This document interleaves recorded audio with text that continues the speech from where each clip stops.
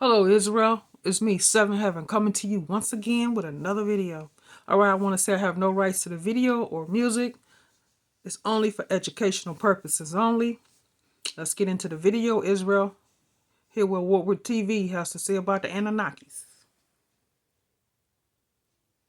Mentioned by name in the Quran, but in Islamic hadiths.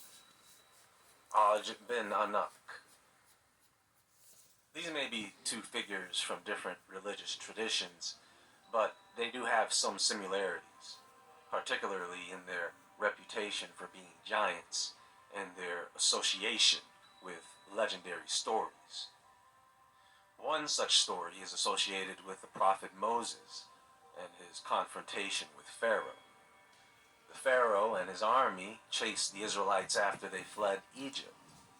As the Israelites approached the sea, God commanded Moses to strike the sea with his staff, causing it to split in two and creating a path for the Israelites to cross. Now the Pharaoh and his army pursued the Israelites into the sea, but they were drowned when the water returned to its original state. Aj bin Anak is mentioned as one of the giants who fought with the Pharaoh against Moses. We know that it was a first Exodus, Israel, and we all know how the first Exodus went. We also know that Anunnakis, fallen, Nephilims, that's been around for a long time, even now. We all know this, Israel.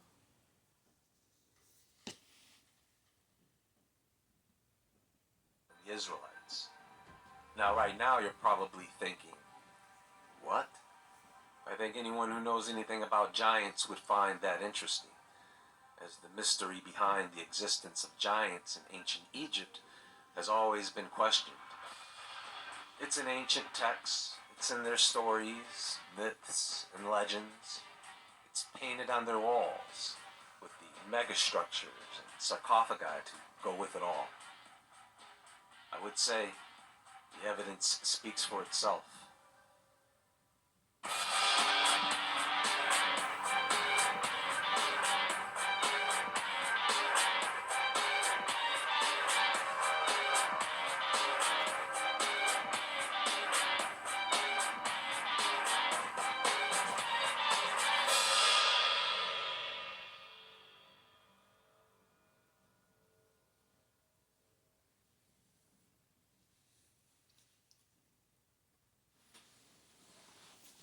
So, first things first. Aj bin Anak and King Og are believed to be the same giant, due to all of their similarities. The story of Aj bin Anak is that he was a giant born in the days of Adam, after his mother Anak had an incestuous affair, and then died during the days of Moses, after being struck on the ankle by the staff of Moses. This would make Aj bin Anak the tallest giant and the oldest giant, being around 3,500 years old. Some say 3,600 years old. And I'll tell the significance of that in a moment. The story goes that his feet touched the bottom of the sea and his head brushed the sky.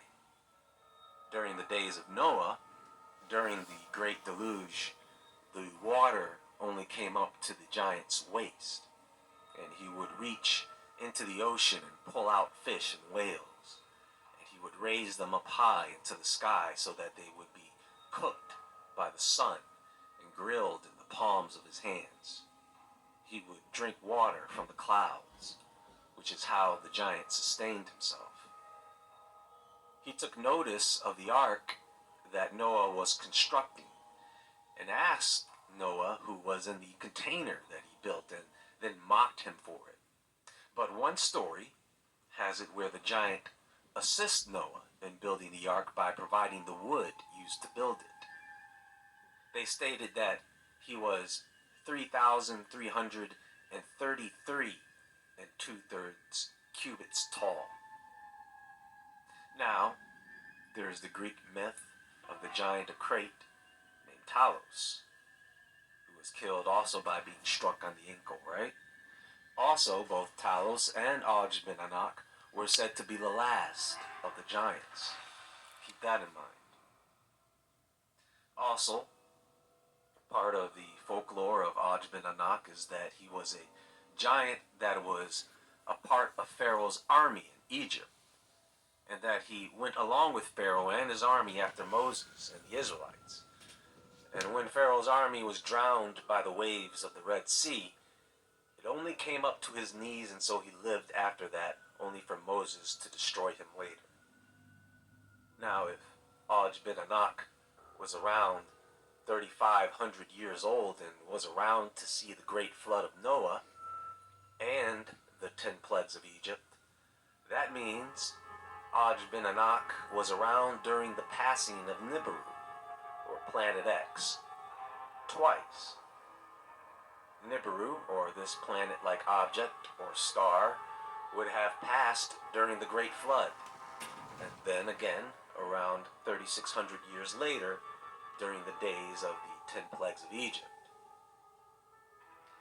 You know, when it comes to ancient figures and old myths, legends, and the holy scriptures of the Bible, Quran, what have you, I think the confusion comes from the names. They say that Aj bin Anak and the Amorite king of Bashan are actually the same figure. King Og being the last of the Raphaim. Some have suggested that King Og of Bashan was the descendant of another Og that more closely resembled Aj bin Anak. You love your stuff, because your stuff is amazing. But what if bad stuff happens to your stuff? Many believe that this story of Aj bin Anak is misinterpretations that are contrary to text. They come from the Hadith, or collection of books on the traditions of the Prophet Muhammad. And the Quran, just like with the Bible, there are many people who argue the interpretation of many scriptures. For example, there are stories of Adam being created and reaching a height of 60 cubits, or roughly 90 feet, and man has diminished in size and stature since that time. In biblical scriptures, the sons of Anak were a group of giants who lived in the land of Canaan before the Israelites conquered it. Anak was their patriarch, and his descendants were known for their great stature and physical strength. The book of Numbers describes the Anakites as a people great and tall, the descendants of Anak. Nevertheless, the people be strong that dwell in the land, and the cities are walled and very great. And moreover, we saw the children of Anak there, as Numbers 13:28 reads. The Anakites were considered formidable opponents by the Israelites, and they were one of the reasons why Moses sent 12 spies to scout out the land of Canaan. When the spies returned, they reported that the land was indeed rich and fruitful, but they also expressed their fear of the Anakites, and they brought up an evil report of the land which they had searched unto the children of Israel, saying, "The land through which we have gone to search it is a land that eateth up the inhabitants thereof, and all the people that we saw in it are men of great stature. And there we saw the giants, the sons of Anak, which come of the giants, and we were in our own sight as grasshoppers, and so we were in their sight." Despite the Israelites' fear of the Anakites, God had promised them that he would give them the land of Canaan. In fact, Caleb, one of the 12 spies, urged the Israelites to trust God and not to fear the Anakites. And Caleb stilled the people before Moses and said, "Let us go up at once and possess it, for we are well able to overcome it." Caleb's faith in God proved to be correct, as the Israelites eventually defeated the Anakites and took possession of the land.